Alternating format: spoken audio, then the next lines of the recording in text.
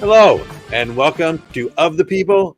I'm Robert Chernin, And I'm Ericka Redic. and we are back for yet another episode of News, Politics, and Ericka, our large dose of irreverence. Massive How dose. are you?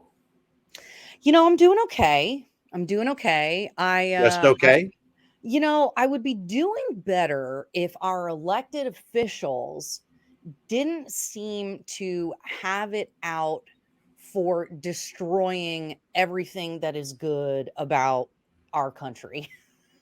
Well, that's starting on an optimistic note. Okay.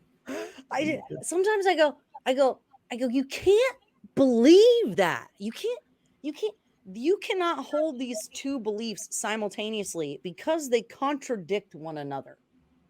And Okay. yet they do. And yet they do. Yet they Well, do. look, these are challenging times, and look, there's so much going on in the news. You and I obviously talked before these shows, and I mean, we could make this show 3 hours, 5 hours. There's certainly enough to talk about. But look, I want to focus. Let's start with my favorite topic, although I won't talk about The Hobbit, at least not yet.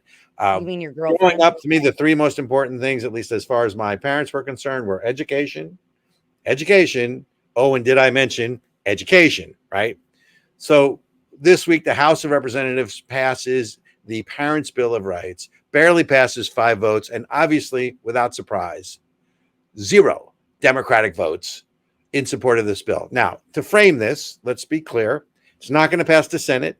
It's not going to pass, the president, if it did pass the Senate in some compromise, the president's not going to sign it anyway. Right. But I find it incredulous that the core of the bill basically says that parents have a right to know what their kids are being taught.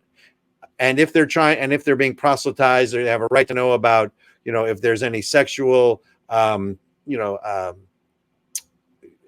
puberty blocker, gender issues, and if they come out. So, I mean, talk to me, because I know it's a hot button for you. And I roll my eyes sometimes at the fact that ideology really trumps common sense. And look, the truth is, if you're a parent, and I'm a parent, when my kids were growing up before their age of majority, I'm responsible for them. I'm responsible for them economically. I'm responsible for them morally. That's right. And these guys think that, well, the smart teachers, because they have degrees, are the ones who should determine what your kids learn, which is total bullshit. It really is outrageous. And I think what's important to highlight in this, Robert, is what the opponents of the bill are actually saying. And you're right. There is, regardless of the lies that you're hearing from folks like Hakeem Jeffries and AOC, this bill does not prevent, the Holocaust from being taught or that slavery was bad. It really just says that, if the child is questioning their gender, if there's violence happening at the school, the parents have the right to know. The parents have the right to see what books are in the library. So the opponents are saying parents don't have a right to know if their kids are being transitioned to a different gender. They don't have a right to know what is being taught in the classroom. These folks, including some Republicans, are saying that you, the parent, don't know what's best for your children. And and I think it's a really kind of sick perversion of the notion of it takes a village, right? We've heard that Oh, you're expression not on going to bring up the Hillary Rodham Clinton takes a village thing, are you? but well, this is the Really? thing, Robert. It sounds good when you think about it, right? No, it doesn't. We Wait, want wait, to wait, work wait. Erica, together as a community. Erica, it doesn't sound good. No, It takes a nothing vil- about it it. takes a it takes a village. Look, let's be clear. It takes Community is part of the common values of this country, at least when it was founded, perhaps not now. Correct. But what the Democrats do is they take a concept like community, being part of a community, a fabric of a community, looking out for your neighbor, for your fellow neighbor. That's one of the things this country was founded on. But they take it and they invert it. They change the definition of it, because they definitely play definitional politics, right? Mhm. The whole Yeah. concept of racism, they've redefined, to mean exactly the opposite of what Right. real racism is, Well, right? yeah, But and I wait, think but it's back to, okay. so we changed it. It's not about a village. It's about community. So it doesn't take a village to raise a child. It takes two parents to raise Well, a child in a well, family structure, agree. informed based on what they're being taught at school, in theory, in partnership with the teachers. But to exclude the parents from knowing what's being taught in, let's be honest, they're not public schools, they're government schools, right? Mhm. Because the government establishes the curriculum. The Right. government But the establishes thing is, the homework. I want to go back to this idea of community though before we skip on to that, because I do Sure. think it takes a village to raise a child. The problem is they've bastardized that to mean to move the responsibility to the village, right? It does take a village to raise a child. It takes your or a community, if you will. You know, you even if it's just your extended family, grandparents, teachers, whoever teaches them their trade. The problem is they've taken the responsibility and the onus from the Right. parents, and that's where I think it gets really dangerous. It's it's it's that mincing of words that sounds good on the surface, that they mutate, right? Just like Black Lives Matter. I mean, who's going to disagree with that sentiment? The problem is that's not where it stops. They say Black Lives Matter, and that means you're now responsible things, and it's your fault, or it's your problem, or you're the problem, and therefore we know better, we're in charge, and we're going to relieve you of your rights. Well, And I, the key, Erica, is right. So you first said responsibility. They're relieving parents of the responsibility, but at the end you said rights, and rights is really the issue. It's right, about, and that's why this bill is parental correct. rights. It's what. So the question is, what rights do parents have to be informed about what their kids are being taught? I mean, we can argue in the public sphere as to this book or that book, or these kinds of standards, right? But a Mhm. parent is morally, ethically, legally, fiscally, financially responsible for raising their kids. The teachers, and it's not really the teachers, honestly. Let's be Right. honest. It's the teachers unions. And by the way, that's why they're called The teachers leadership. unions and not children's unions, because they're not about the kids. They're about teachers, right? That's so But right, going Robert. back to this parental bill of rights. So my girlfriend, as you call her, actually, I have so many, right? I mean, Your wife's so gonna there's, get so mad at me. my little Hobbit girlfriend, and then the other one, which is AOC, Miss. Everyone who criticizes me wants to sleep with me, called the Parent Bill of Rights fascist. And if you'll indulge me, if you're on radio, you can't see this, but I am putting on my glasses. Here's the definition of fascism. Um, Full caveat that it's Merriam-Webster. It's not Funkin' Wagnall as it should be. Mm, So fascism is a movement that exalts nation and race above the individual, stands mm, for centralized autocratic government. That sounds democratic. Headed by a dictatorial leader. Sounds democratic. Severe economic and social regimentation. Sounds wokeness and democratic. And forcible suppression of the opposition. So, the thing about the Democrats is they accuse everyone else of the things they're doing. They're the ones who want to rewrite or ban James Bond, or mm. Harry Potter, or all the other books, Gone with the Wind, because it's racist, right? All of Yep. those things, and they don't want anyone to debate in the public sphere. So of course they don't want us to know what's being taught in the school, not because it's all bad, but it's about a control issue, and it's about Exactly. molding the next generation. Well, and here's my question, Miss Alexandria Ocasio-Cortez. Her No, statement, AOC, come on, be cool. AOC, AOC. AOC, AOC. This Republican bill is asking the government to force the outing of LGBT people before they're ready, and then calling that fascism. Well, who are these children getting outed to? Because what she's saying is it's okay for them to be out to their teachers and their classmates and the administration and everybody else at the school, but it's not okay for them to be out to their parents.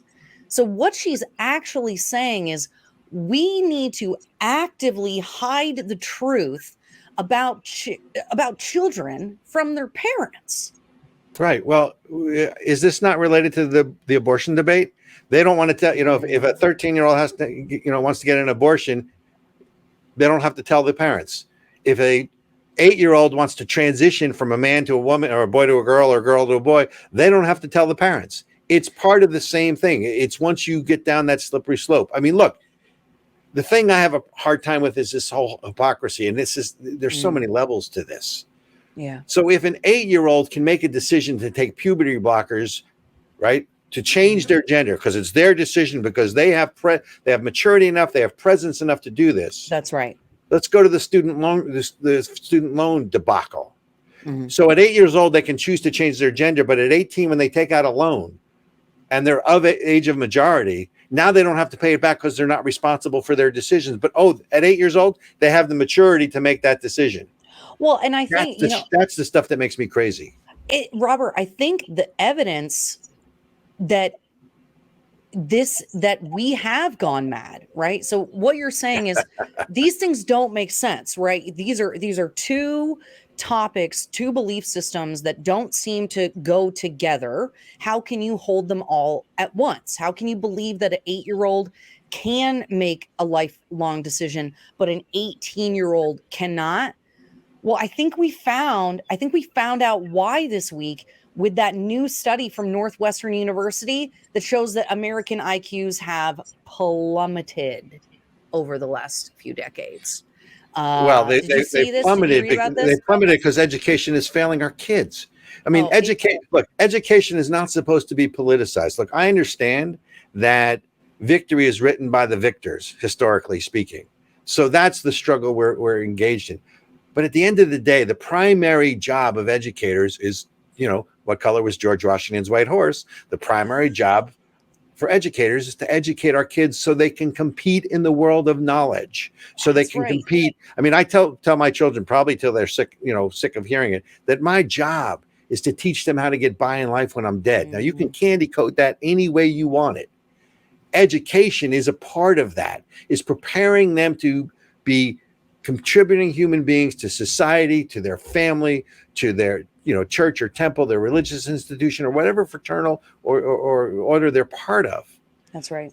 And we're failing that. But look, there's a reason why homeschool children always have better test scores, almost always by wide margins. Charter schools, another derivative of public schools, but not subject to teachers' unions, always produce better students, aren't we? We should be judging it by the product. And let's look at this. Speaking of the product, Robert, ability. Here are the test scores. Here are the areas that we fell in IQ. Verbal reasoning has to be math. Has to be math. Math is on here too. Verbal reasoning, which is logic and vocabulary. Matrix reasoning, which is visual problem solving and analogies. And then letter and number series, which is math and computation. The most important metrics for whether or not the United States is going to be able to compete on a world market, we're failing in, but our elected officials and the teachers unions are focused on sex and gender and abortion and all of this other nonsense that doesn't equate to happiness, fulfillment, or success. Well, so wait a minute. The part that I love in all of this is we've dumbed down the process. So rather than, again, when you go away from a meritocracy, right? Yeah. You want the best of the best. And you know me. I mean, I don't have a racist bone in my body. I don't care if you're black, you're white, you're fat, you're thin, you're white, I don't care. I want the best person for the best job. That's it. Very simple. I don't care about anything else. That's supposed to be our educational system, right? That wants to raise the bar so people strive to be the best that they can be, as opposed to lowering the bar. By the way, you did know that math is now racist, right? Oh, yeah. So I'm waiting for them. And by the way, if you can convince the world, or at least Americans, that there are more than two genders, then 2 and 2 no longer equals 4. It equals 5, or whatever number they tell you it equals. Oh my gosh. This is the idea that I'm always curious if these people realize how racist they actually are when they say things like math is racist, being punctual and on time is racist. This idea that any society can function without rules and order and expectations. I mean, if people didn't have to be on work on time and none of that mattered, how would anything ever get done, or products made or services rendered? Well, clearly things aren't getting done. I mean, that's the problem. Productivity is down, work ethic is down. But I want to go back to your postulating what they're thinking. And I don't think they're thinking at all, right? It's not that they're stupid, because they're not stupid. But you have to understand that this is a religious construct. They are reconstructing. We can no more understand sort of this wokeism, progressive democratic wokeism nonsense, whether it's through education or the system or anything else, than we can the mullahs in Iran. It's a different worldview.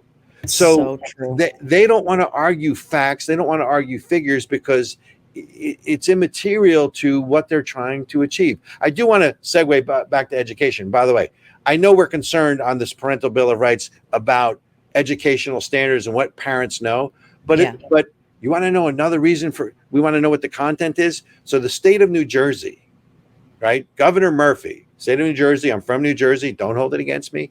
State of New Jersey. I'm totally holding it against you, for the record. Just passed sex ed standards for 8th graders. That includes, I was going to say, I hope you're sitting down, but probably not a good idea. That includes discussions of anal sex for 8th graders. What? Look it up. It is in the news. It is, and the governor stands behind it, because kids should learn about anal sex in 8th grade. And I'm sure they're going to bleep this out on the show, but it's in the news. It's on the front page. So go look at it. So it's not right. It's not just a question about this. So I heard about something about this, Robert, in sex education here. And I don't know if you guys can hear it, but the new fighter jets we have here in Vermont, the F-35, they're going over right now. So if you can hear them in the background, I don't hear them, but it's nice to know they're protecting the northern border. That's right. But oh my God, Joe Biden solved the border crisis. Oh, okay. We got we have something like a 4,000-fold increase in border crossings here in Vermont. But there's no crisis at the border. No crisis at the border. Robert, I lost my train of thought. What the heck were we talking about before that? Well, before anal sex or afterwards? Oh, that was it. Lord help us. Okay. But wait a minute. I found out. Go ahead. Sorry. In Vermont that anal sex was added, and we are going to have to find out. We might have to bleep this for the radio program. It's on the front page of the newspaper. Wait. It's on the front page of the newspaper. How can we bleep it out? It's okay. It's okay on the front page of the New York Times or any other publications like Washington Post or the Star Ledger in New Jersey. It's okay on the front page there, but we're going to bleep this out? I don't know. We're going to have to find out. Okay. So this got added to the Vermont sex ed curriculum, and it was billed or presented as an alternative to vaginal sex to avoid pregnancy. Okay. I'm not even kidding you, Robert. I mean, this just goes to prove to you how mental these people are. So instead of I was going to say that's asinine, but I think that would be a double entendre. I'm sorry. I can't resist. I mean, it just is. It's so it just proves how foolish these people are when they say, take this one thing that could have a deleterious outcome or a not an outcome you want, and do this other thing that also has physical, spiritual, emotional side effects where you can actually really get hurt badly and end up in the hospital. Well, yeah, but honestly, I guess from their perspective, I mean, I guess, anal sex is probably not as bad as gender transition, right? So maybe it's the lesser of two evils. I just don't understand. I mean, there are things that are age appropriate. You can't. So wait, let me see if I got this straight. You can't drink alcohol till you're 18 or 21 in some states, but you can change your sex in 8th grade. You can't get draft. You can't enlist in the army. There's no draft. You can't enlist in the army until you're 18, but you can have anal sex in 8th grade. I'm sorry. Yes. I don't get it.